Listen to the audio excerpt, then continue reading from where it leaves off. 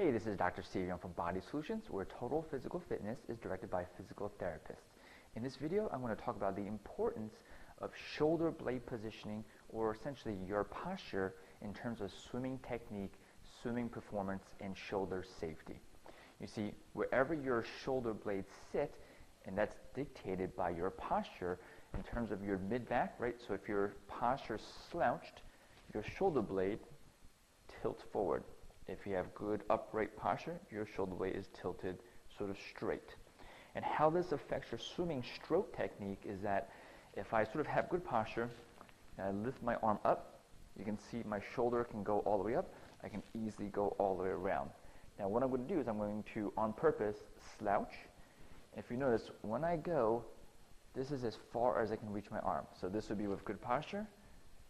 This would be with bad posture. And the reason you can't lift your arm as high in a slouch position is because this bone, called the acromion, essentially is forcing your shoulder down, right? So if I come up, and this is as high as my arm can go because this bone is hitting this bone, if I tilt my shoulder blade down, it makes this bone, which is your arm right here, tilt down as well.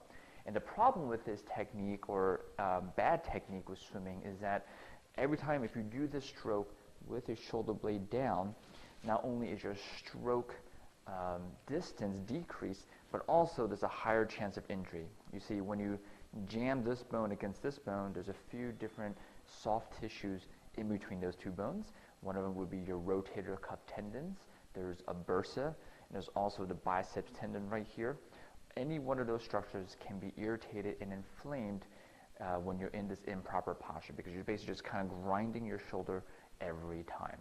So it's extremely important to be aware of your posture, and also in your exercise program to have exercises designed to open up your shoulder blades. You see, a lot of swimmers get tightness in the pec muscles right here, especially the pec minor, which is underneath the pec major, or what most people know as the chest muscle. The muscle that connects from right here, and it goes to your third, fourth, and fifth rib. When this muscle gets tight, it literally pulls your shoulder blade into a forward and anterior or front tilted position. And that's the worst thing that you want as a swimmer. And a lot of swimmers do get that position because sort of these muscles are getting trained heavily, and if you're not stretching them, it pulls your shoulder blade into the worst position possible. So how do you reverse that? Well, there's a few stretches you can do on a daily basis.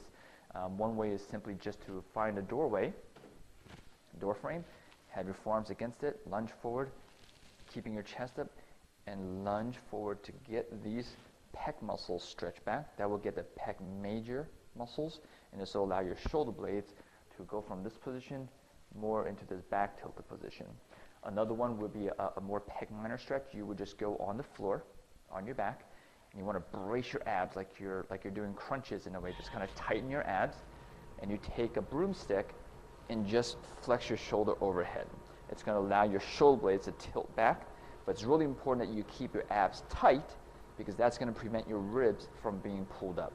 Remember that muscle, the pec minor, is attached to your ribs, so you need to anchor your ribs down while you're getting your shoulder blade to tilt back up. Okay, so those are sort of two passive stretches.